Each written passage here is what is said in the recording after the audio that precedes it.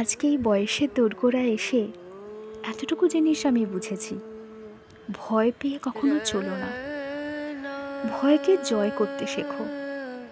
আমি আমার জীবনের অভিজ্ঞতা দিয়ে বলছি, জীবনে এমন অনেক সময় আসবে, ভয় পেয়ে নিজেকে হয়তো তুমি কুঁকড়ে রাখবে, তুমি নিজেকে প্রকাশ করতে পারবে না, কিন্তু বলছি শোনো, নিজেকে প্রকাশ করতে শেখো। স্বপ্নের পথে এগোবার জন্য দুটো ডানা মেলে দাও, দেখবে নিমেষের মধ্যে ভয় কোথায় যেন বিলীন হয়ে যাবে।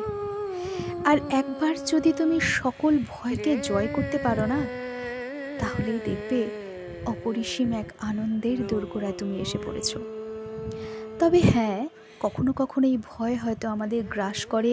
এমন কিছু কাজ আছে বা এমন সময় আছে যখন ভয়ে আমরা এগোতে পারি না, হয়তো গন্তব্যস্থলে পৌঁছতে আমাদের অনেক দেরি হয়ে যায়। তবুও জয় তোমাকে করতেই হবে। অনেকটা ভারী কথা বলে ফেললাম না? এটাই জীবনের সত্য। আর তার থেকেও বড় সত্য, একটা সুন্দর ঘর, সুন্দর পরিবার, যেখানে সুখে শান্তিতে থাকা যায়।